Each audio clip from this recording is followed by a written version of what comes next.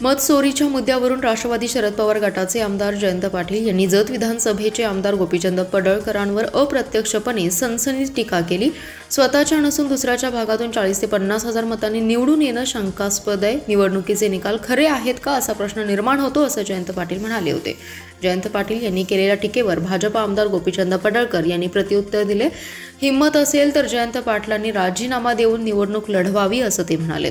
भाजप आमदार गोपीचंद पडळकर यांनी राष्ट्रवादी काँग्रेस शरद पवार गटाचे माजी प्रदेशाध्यक्ष जयंत पाटील यांना प्रत्युत्तर देत खुलं आव्हान दिले। जयंत पाटलांनी आपल्या आमदारकीचा राजीनामा देऊन इस्लामपूर मतदारसंघातून पुन्हा निवडणूक लढवावी।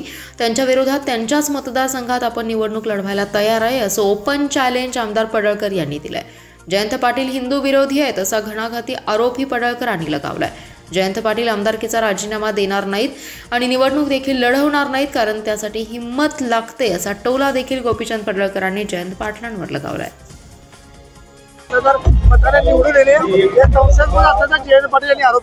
जयंत पाटलांना मला एवढंच सांगायचं आहे, येड्या गावाळ्याचं काम नसतं। जयंतरावनी सुद्धा त्यांच्या पोरासाठी जत मतदारसंघाची चाचपणी केली आणि तुम्हीच बातम्या लावल्या होत्या सगळ्यांनी।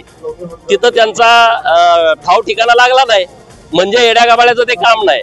त्यांनी हातकणंगले लोकसभा मतदारसंघामध्ये पोरासाठी चाचपणी केली, स्वतःच्या लोकसभा मतदारसंघात डाळ शिजली नाही। परत पुढी सोडली की आम्ही सांगली लोकसभा मतदारसंघातून लढणार, तिथं सुद्धा त्यांनी सर्वे घेतले। तुम्हाला माहिती जयंत पाटलांनी एजन्सी आहे असा भाव करून ठेवलाय, मध्ये सर्वे घेतात। जत मध्ये सर्वे आला 10% पुढे जायना, हातकणंगलेतला सर्वे आला स्वतःचा लोकसभा 10% पुढे जायना।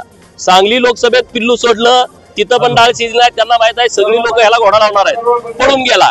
मला जयंत पाटलांना हे सांगायचं आहे, तुम्ही म्हणताय ना मी बाहेरच्या गावात आलो 40,000 मतांनी निवडून आलो। जयंत पाटलाला माझं आव्हान आहे, जयंत पाटलाचं प्रेम असणार म्हणजे जयंत पाटलाला ईश्वरपूर मान्य नाही, त्याला इस्लामपूर मान्य आहे। हा हिंदू विरोधी आहे, त्या हिंदू विरोधी जयंत पाटलाला माझं चॅलेंज आहे, तुम्ही उद्या महाराष्ट्राच्या विधानसभाच्या अध्यक्षाला जाऊन भेटा, राजीनामा द्या, मी तिथं निवडणूक लढवतो ईश्वरपूर मध्ये आणि बघू काय होतंय। त्यांच्यात हिम्मत आहे का? त्यांनी तिथं राजीनामा द्यावा, हिम्मत असेल तर। तुमचाच मतदारसंघ आहे ना, मी म्हणतोय, आणि भारतीय जनता पार्टीने मला तिथं लढण्याची परवानगी द्यावी, तिकीट द्यावं, मी जयंत पाटलाच्या विरोधात तिथं जाऊन लढतो। त्याला हिम्मत लागते।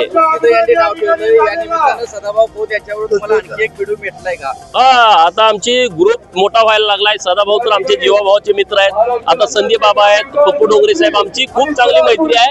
आम्ही सगळे पुढे ताकदीने जाऊ। सदाभाऊंच्या बरोबर माझं बोलणं झालं, माननीय मुख्यमंत्री महोदयांच्या ही कानावरती गोष्ट घातलेली आहे। गोरक्षकाच्या बाजूने आम्ही सगळे ठामपणे आहोत, परंतु गोरक्षकांचं नाव सांगून काही लोक चुकीचं काम करतात असं सदाभाऊंचं म्हणणं आहे। तर माननीय मुख्यमंत्री महोदयांच्या कानावर घालून आम्ही तो मार्ग काढू।